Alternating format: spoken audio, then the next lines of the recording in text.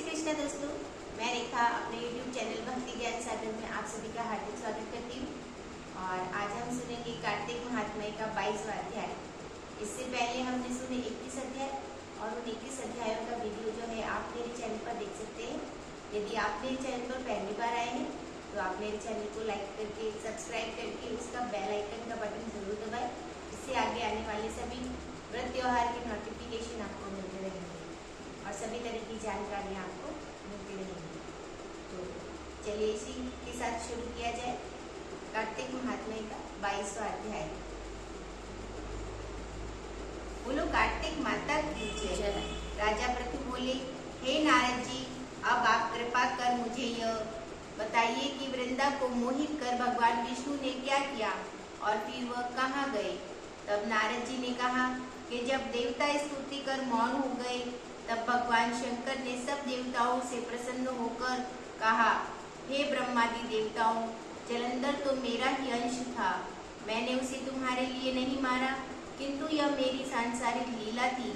फिर भी आप लोग यह सत्य कहिए कि इसमें आप सुखी हुए हैं या नहीं।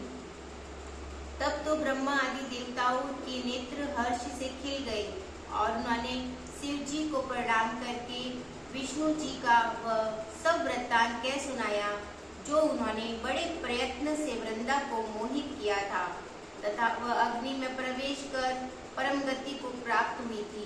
देवताओं ने यह भी कहा कि तभी से वृंदा की सुंदरता पर मोहित हुए विष्णु उनकी चिंता की राख लपेटे इधर उधर घूमते हैं।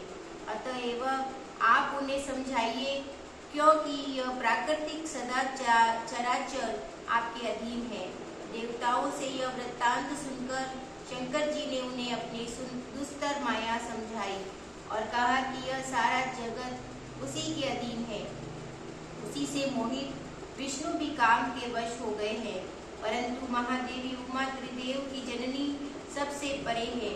वह मूल प्रकृति परम मनोहर वही गिरजा भी कहलाती है।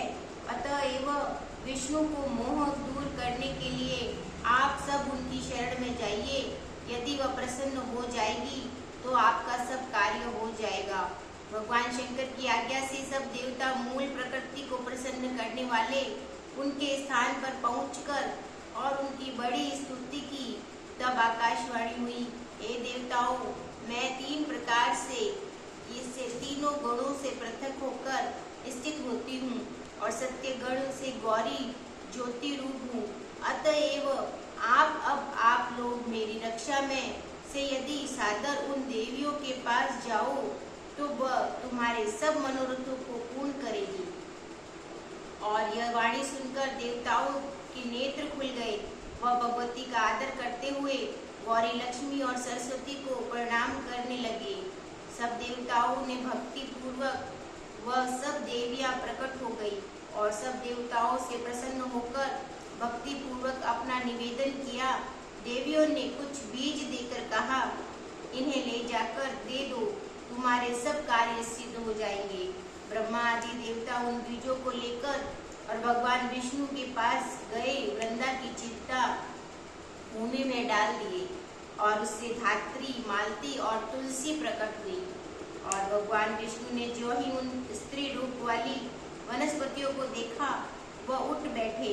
कामासक्त चित्त से मोहित हो उनसे याचना करने लगे। धात्री और तुलसी ने उनसे प्रीति की।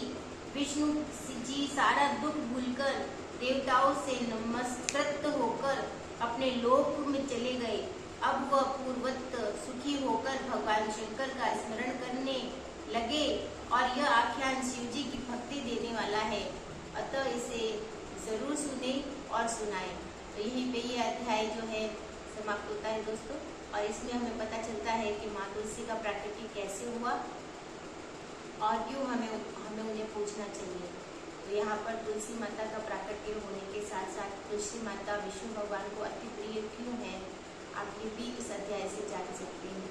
तो चलिए इसी के साथ मिलते हैं अगले अध्याय में अगले वीडियो के साथ। जय श्री कृष्णा।